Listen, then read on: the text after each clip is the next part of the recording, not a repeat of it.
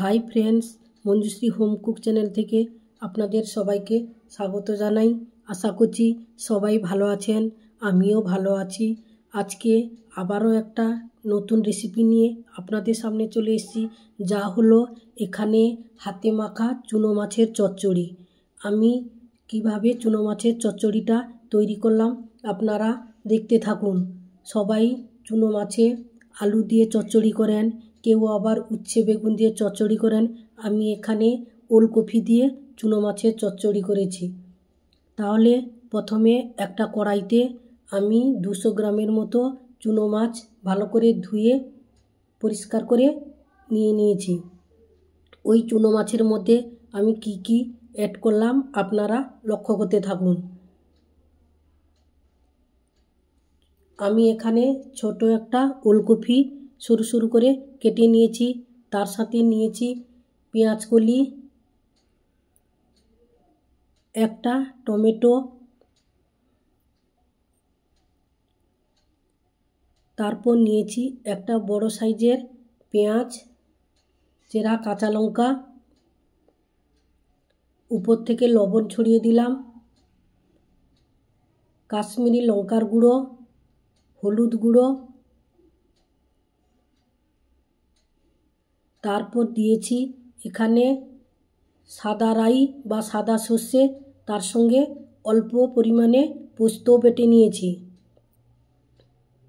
তারপর উপর থেকে ছড়িয়ে দিলাম মটরশুঁটি, তারপর দিলাম 3 থেকে 4 চামচের মতো সর্ষের তেল। এখানে পুরো রেসিপিটা আমি করেছি সর্ষের তেল দিয়ে। তারপর এইভাবে একসঙ্গে হাতে ভালো করে মাখিয়ে নিব। ভালো করে এইভাবে আমার মাখানো হয়ে গেছে। তারপর দিব অল্প 2 চামচের মতো এখানে জল, উপর থেকে ছড়িয়ে দিলাম জিরে গুঁড়ো।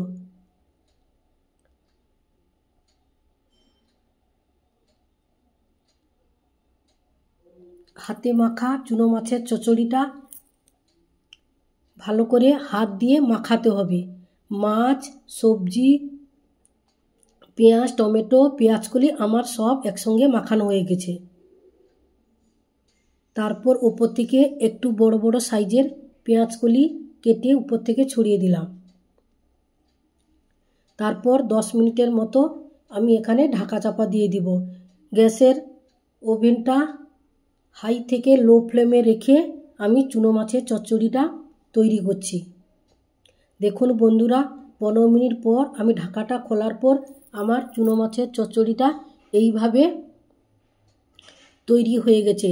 কার কার চুনো মাছের হাতে মাখা চচ্চড়ি খেতে ভালো লাগে আপনারা লাইক কমেন্ট করে জানাবেন। আর যদি আমার রেসিপিটা ভালো লাগে তাহলে অবশ্যই আপনারা লাইক, কমেন্ট, শেয়ার, সাবস্ক্রাইব করতে ভুলবেন না। আজ আসছি, নমস্কার। আবারও নতুন রেসিপি নিয়ে আপনাদের সামনে চলে আসব। ততক্ষণে আপনারা সুস্থ থাকুন, ভালো থাকুন, সাবধানে থাকুন। আপনাদের উৎসাহ পেলে আরও ভালো ভালো রেসিপি নিয়ে আপনাদের সামনে চলে আসব।